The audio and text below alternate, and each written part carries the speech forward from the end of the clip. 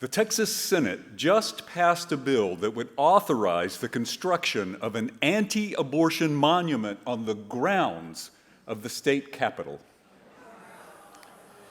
They also passed a bill requiring every classroom in a public school to display a copy of the Christian 10 Commandments.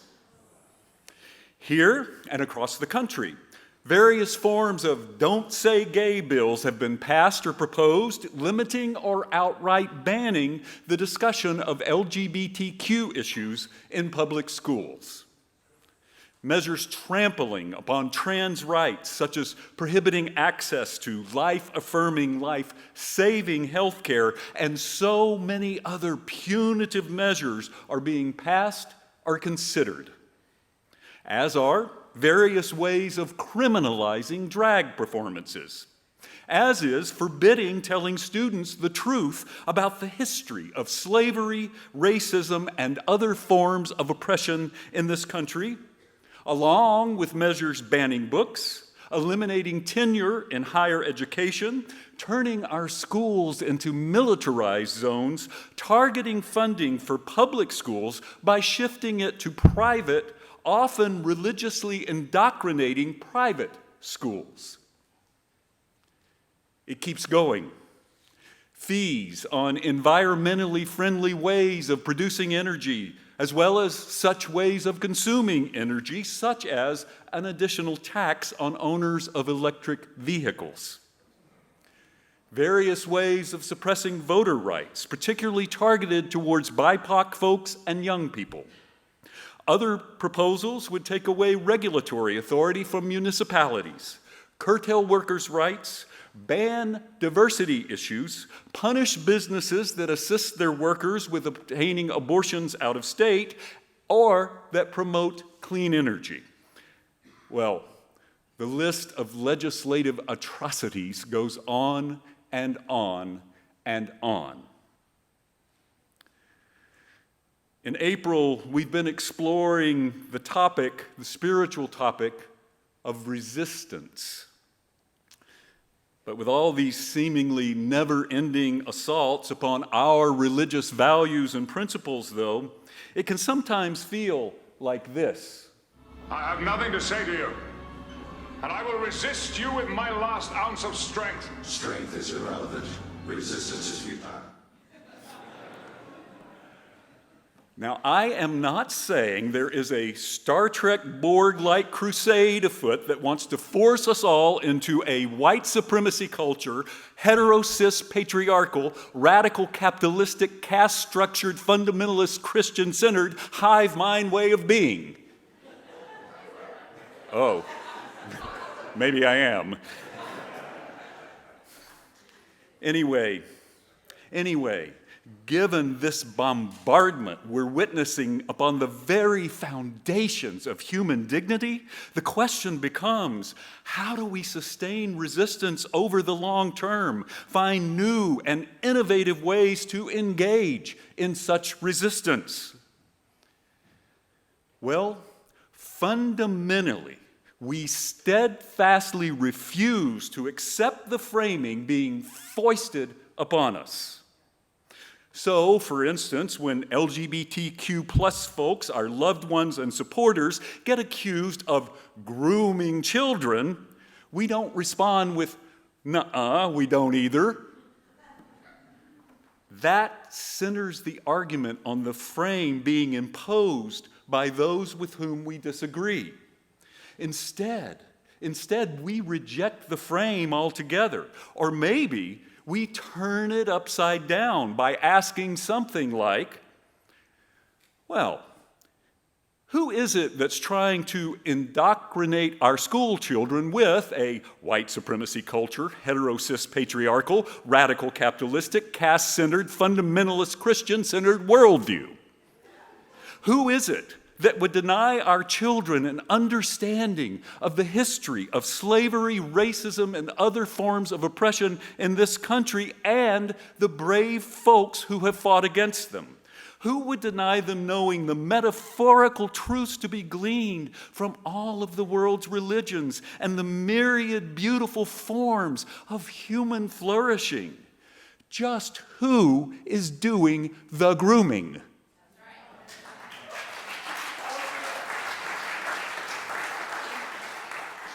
Well, activists and movement leaders have identified several ways we can sustain our resistance while often at the same time flipping the frame like this. So, first, don't forget smaller acts of resistance. We often think of resistance as huge marches and the like, but speaking out through what we buy, what we eat, where we show up or don't, for instance, can be powerful forms of resistance. Author and activist Adrienne Marie Brown writes as follows: small resistance historically has looked like a wrench in the gears, a slowing things down, a rancid ingredient in master's food, enslaved people teaching each other how to read and write. Small resistance these days looks like turning people who are supporting and promoting racist, transphobic, and inhumane policies away from your door. It looks like stopping next to police cars that have pulled people over and filming them until the person stopped is allowed to leave. The Dalai Lama simply says, if you think you're too small to make a difference, try sleeping with a mosquito. Number 2, open ourselves to joy and pleasure and infuse them into our activism. In her book, Pleasure Activism, The Politics of Feeling Good, Adrienne Renee Brown writes, feeling good is not frivolous. It is freedom. That pleasure is the way we know I belong, I'm safe, I have decolonized, I have returned to myself. Designer and author Ingrid Futile argues that autocrats throughout the world have attempted to stifle the sources of joy because it is a propulsive force. Joy is a sustaining source of energy for change. Shared joy creates unity. Pleasure reclaims our humanity. It disrupts biases that separate us. Joy is a form of care that allows us to move past trauma and reclaim our resilience and hope.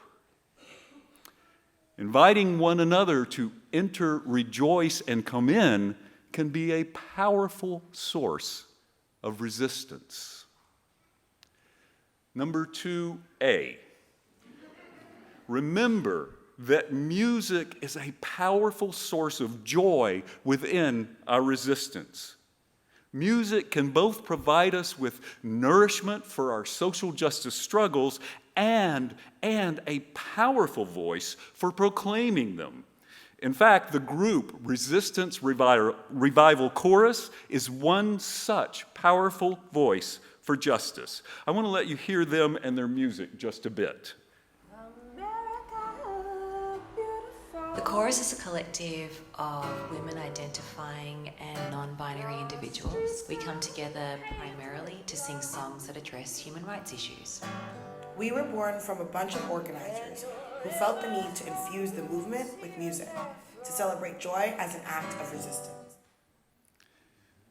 Singing, chanting, drumming, protest songs, popular artists releasing songs of justice, these tap into the emotional and metaphorical parts of our consciousness, making them formidable ways to inspire action and bring about lasting change.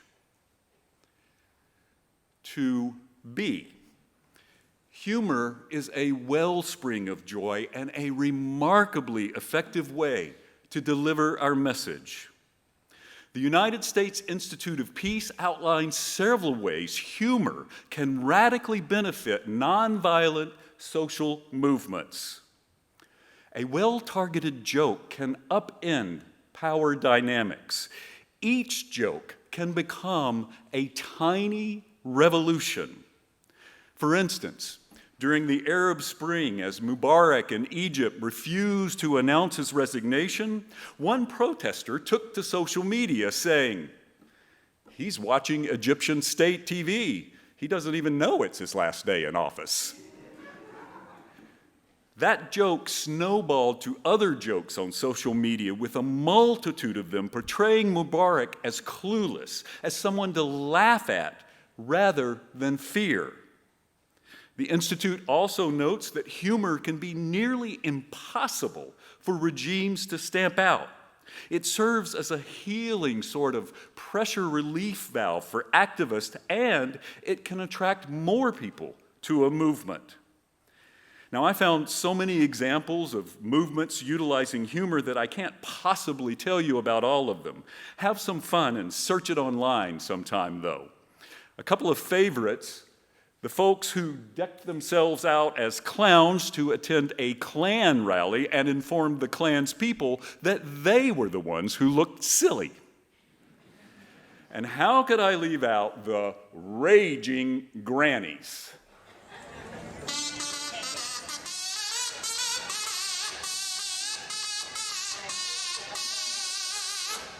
We're the raging grannies, and we're here to take a stand, to keep choice free for women and to keep our families planned.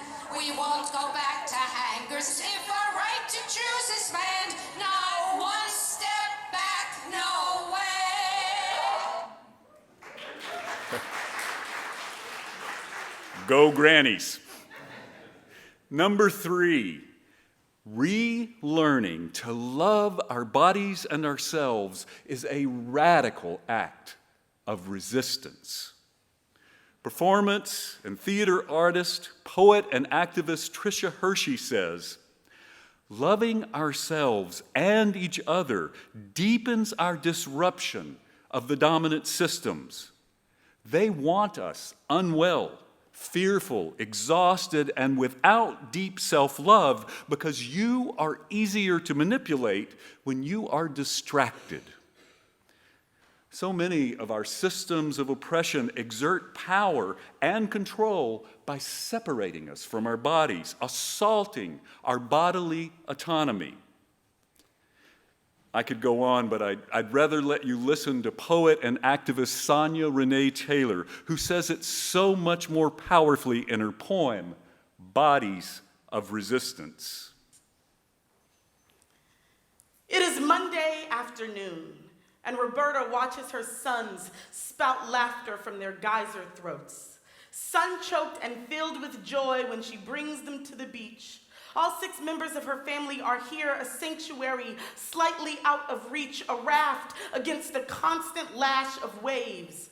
But today, the undertow will be too savage for her to save them. Today, the ocean is a tyrant appointed to swallow them all, until 80 complete strangers build their version of a wall in the Gulf of Mexico, singularly summoned to ferry Roberta's drowning family back to shore. Humans who instinctively know every wall needs at least one door. Today, 80 Samaritans became bodies of resistance. Today, 80 people rebelled against an apathetic ocean's insistence on a sacrifice. And this is life, y'all. In these bodies, breathless and beleaguered, we coax one another to survive. We are alive despite even our bones' dissent. The slack-jawed mutter that says these bodies were not meant for delight. Who are we to smile as the world spins in entropy, a hula hoop at our feet? What right have we to meet this day with anything but fear? We are safe right now, but out there wells the tiny bloom of child we hush from the inside. And I know he is, she is, they are, we are afraid, convinced we must beware and hide. But what are we if not survival personified? Because at this very shake of second, a queer kid stands unapologetically lucent in the lion's den of a middle school cafeteria. Just as a woman steels herself and takes a seat in the precinct, preparing to report the rape, defiant against the red tape that would sooner indict the length of her skirt, only to acquit the menace deadliness of toxic masculinity as a fabulously fat woman on a plane explains to the man who has spent the last 40 minutes shaming her body in a series of tweets that she has no intentions on vacating her seat of dignity to make room for his hate. At the exact second a trans woman turns the doorknob on a woman's restroom as a politician attempts to legislate her into invisibility, a college student with cerebral palsy and 7,000 signatures petitions for accessibility in the office of a university dean. Some days, the invocation of simply being seen in the body we have today is the chant, is the march, is the picket sign. There is no time in all of history when we have not resisted, even as they attempted to gavel our silence. Nevertheless, we persisted, each of us, a link in the human chain. Your shame has not slain even the lowliest of beasts, but our collective transformation has toppled entire empires, delivered us intrepid to capital city streets, 3 million grains of sand forged under the heat of oppression until we were fine as keen-edged glass, a buttress of bodies unafraid to ask why black lives should not matter as we saw no they in we. New solidarity was a word that must spring forever like water beside a standing rock. The clock of justice will not tarry while you question whether you are worthy of the fight. Despite all you've been told, resistance is an everyday act. The work of excavating every tiny artifact of the oppressor that lives in you. Your call to be a balm to every self-inflicted wound is the way movements are birthed.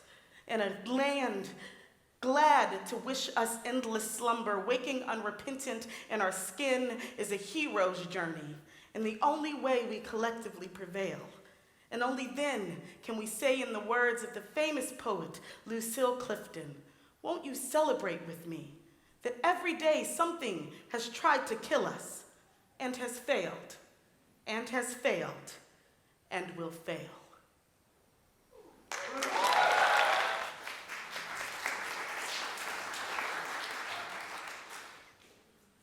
Renee Taylor also says that allowing ourselves to rest, to slow down, even within our struggle for justice, lets us dream and develop vision. She writes, "Today, more than ever, I know that we need quiet, rest, and sacred, unapologetic community to most powerfully manifest the full possibilities of living in radical self-love." And that brings us finally to number 4. Connection and community are vital for successful social action. We are most powerful when we are resisting together. We cannot sustain ourselves for the long haul without community. Movement building means building power. Building power requires building beloved community. I'll close by mentioning that with so many threats to our fundamental values going on in our world, we can easily, unconsciously slip into the survival part of our brain, our flight, fight, freeze, or fawn responses. Now, flight mode is when we kind of go, danger, danger, run away, run away. Fight mode is danger, danger, I'll kill it. Flee mode is danger, danger. Maybe if I'm very, very quiet and very, very still, it won't notice me. And fawn is when we go danger, danger. Maybe if I'm very nice to it, it won't try to kill me. We have to resist staying in this mode, though, because it automatically shuts down the creative and thinking parts of our brains. Our bodies produce lots of chemicals that can be useful in the moment of danger, but harmful if they continue unabated. We have to pull ourselves out of this mode if we are to not only survive longer term, but to flourish. And all that we have talked about today are practices that help us do that, have helped this church do exactly that. Poet Maya Angelou said, "The question is not how to survive, but how to thrive with passion, compassion, humor, and style." This religious community has answered that question even while facing so many challenges in the past few years. Out of loss and a pandemic, we have built a new way. We have resisted merely surviving and instead chosen thriving. And so, we are growing in numbers and in spiritual maturity, in passion, compassion, humor, and style. Small, simple acts, joy, music, humor, loving our bodies and ourselves, connection and community. These will continue to keep our faith alive, our resistance strong, our spirits flourishing. Amen.